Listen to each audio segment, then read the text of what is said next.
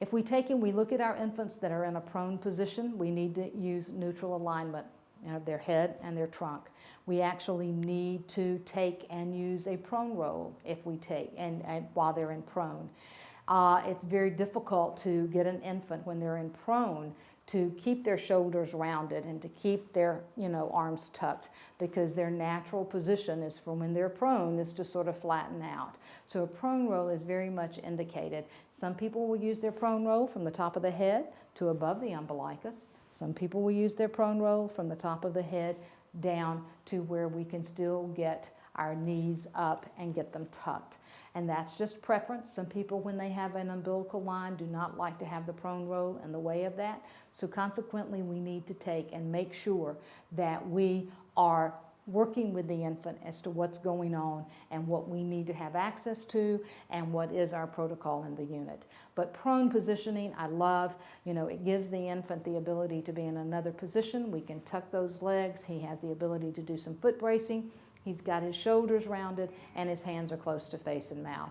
So very, very good position, and you've got good visibility of your infant, and they seem to like it as well.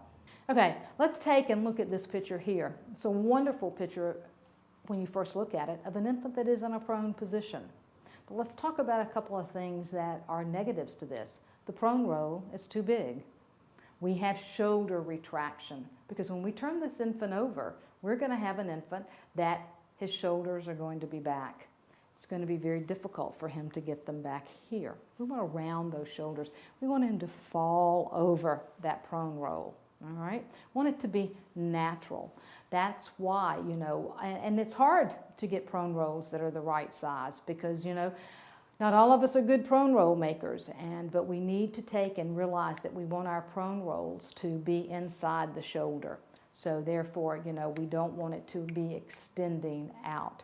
But notice how well the knees are tucked. Notice how we've got those knees tucked in, and the fact that once we, put, blanket, once we swaddle them, put some boundaries on here, this infant would be in quite a nice position if we didn't have so much shoulder retraction going on here. So let's take a look at sideline. We've done supine, we've done prone, let's do sideline. I love sideline. I think it's probably one of the best positions that we can put our infants in and everything, because it facilitates that midline orientation that we want. It helps us to get hands close to face and mouth. It helps us to round out those hips, round out those shoulders. It really encourages some foot bracing and so forth. It encourages that hand to mouth activity that is so desperately wanted and needed by these infants, because remember, we're doing non-nutritive sucking at 15 weeks in utero. Hopefully we've been giving them a pacifier. But if we're not, hey, this hands to mouth activity is very good. You'll start noticing that they will suck on their hands and they'll suck on their thumb. There have been some that have said that there are concerns with putting our infants in sideline because of atelectasis. I really think that, the literature indicates now that because of the simple reason that we do not leave our infants in one position for a very long period of time, that this is not necessarily, a concern, but always be cognizantly aware that this could be something that would happen. Remember that we need to provide boundaries. We need to provide a support network so that we can take and keep this infant in a good sideline position. We don't want to take them and have them roll halfway on their side, because then they're really truly not in a sideline position.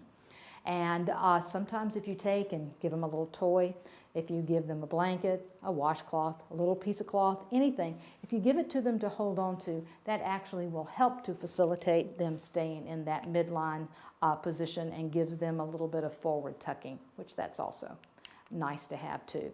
If you take and you look at this infant here, a very critical infant, doesn't have many, doesn't really have any boundaries. He's sidelined, and at any point in time, he could just roll on over on his back, but he does need some positioning. He does need some help. But, he's got some head boundaries, all right? And looks like he may have some foot boundaries, but, he's got his knees up. It's not necessarily a bad position, but it's not necessarily the best position that an infant could be in a sideline position. So, we started out, we just have to finish this one so that he has some good supportive network taking place. Now, of course, if we take and we look at this picture here, which, sideline you always have to remember to provide some head support, because Sidelying seems to have our infants that want to take and extend. You know, they're looking for that boundary in utero. They're looking for that uterine wall. So, you know, they keep coming back and they keep coming back. I think this is probably the position that most of our respiratory people hate to see us in, because the simple reason we usually have hands close to face, and sometimes this is the position that our infants extubate themselves. Well, you know, they extubate themselves because they keep doing this and they keep doing this. And we don't recognize that that's a cue that they're uncomfortable. They really want a boundary. They really want to find that boundary. So needless to say, they're going to eventually extubate themselves. And they also, I think, are very wittingly and knowingly, you know, ready for all of these people to come to their bedside, because when that alarm goes off, the ventilator goes off, everybody's going to be there, because now we've got to re-intubate this kid.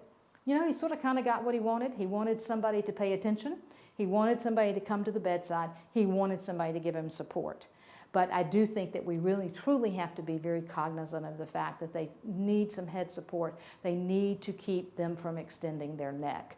And because that probably will assist in the fact that they will actually extubate themselves. And then, of course, if we take and look at this picture here and the fact that we've got some boundaries, they're not great boundaries, but at least we got an idea. But notice how we must have been uncomfortable without, you know, with the foot being down inside and being truly supported. So now we've got it up top, nothing to foot brace on, and it's sort of just hanging there. So, you know, that's something that we need to be aware of. Maybe there's medical reasons, maybe there's a clinical reason why you've got that. And as long as it's not a practice that you're going to do all the time, then this may be perfectly appropriate for this infant for a short period of time. But actually really notice how this infant's got his hands close to face and mouth.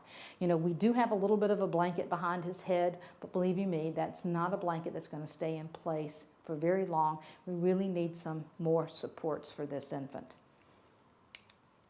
So let's take and look at what developmentally appropriate positioning really needs to have, okay? We need to provide midline orientation. We need that hands to mouth activity. You know, that actually decreases crying. It actually decreases their stress load, you know. And remember, if it decreases stress and it decreases their crying, what's going to happen? They're going to probably conserve a few calories. You know, you may see the fact that they have some periods of sleep and rest that they have not had before. Remember, we need proper flexion of hips. We need proper rounding of the shoulders.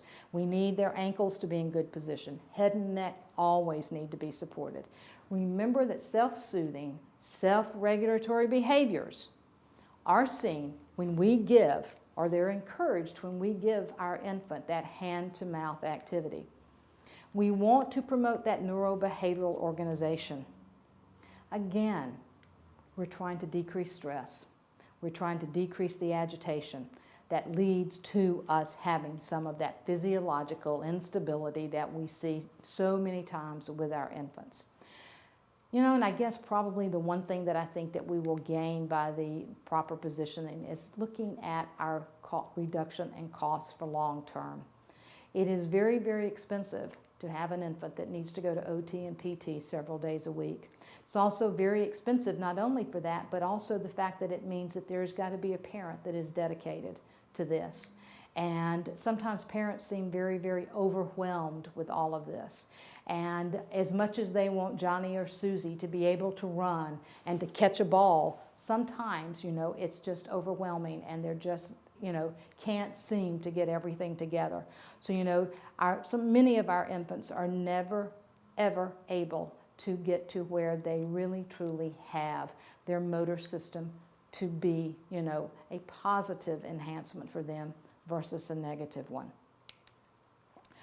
So we're going to optimize alignment. We're going to provide boundaries and support. We're going to individualize positioning. Just because Johnny over here is positioned correctly does not mean that Ben over here needs to be positioned exactly the same.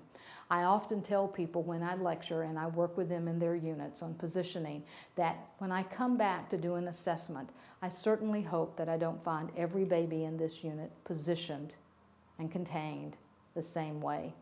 Because when I see that, it means that we really truly have not looked at the individual needs of the infant, that it's just something that we have to do, and we have not tailor-made this so that it is an individualized approach to taking care of our infants. And of course, I think that we need to take into account that when we have the appropriate positioning, the appropriate handling, that we really are looking at what's taking place with this infant, that we will be successful in getting periods of sleep and rest. And we know that when we have periods of sleep and rest, that we are on the track for some optimum growth and development. You know, I'll quote a very good friend of mine who actually authored a chapter in this book, and she talks about the fact, and that's Jan Hunter in 2004, therapeutic positioning and developmental support have been proven to have positive effects on functional outcomes of NICU graduates. I think that, you know, we need to realize that it is important. It is part of our nursing care for this infant, and it should be something that we take and collaborate with our peers on, work with our ancillary departments to make sure that this is something that we do institute, and that it is a, you know, continuous. We don't do it one day and we don't do it the next, but that we're all members of the team and we're going to provide continuity with the care that we are giving our infants. And as you can tell here, that infant that has great midline orientation, the one that, you know, is, you know, really been nested and contained, take and look at how content, how peaceful, and how restful this infant is, and just look at all of that flexion that is taking place. Look at the decreased stress load that he has. Look how comfortable he is in what is taking place. So I encourage you, and with a program for developmental positioning, as well as supporting the neurosensory system, the fact that we take and we sort of, you know, get out of the box a little bit and to take and to implement those things in our unit that will be positive for our infants. Because, you know, at the end of the day, it's all about the baby that's in that bed. It's all about the outcomes. It's all about those parents that are going to take this infant home. So I think we should embrace the developmental supportive care. I think we should dig deep into the neurodevelopmental aspect of this and help our infants to be able to go home and to have optimum outcomes. I do appreciate your time today, and wishing you well in your endeavors in your NICU.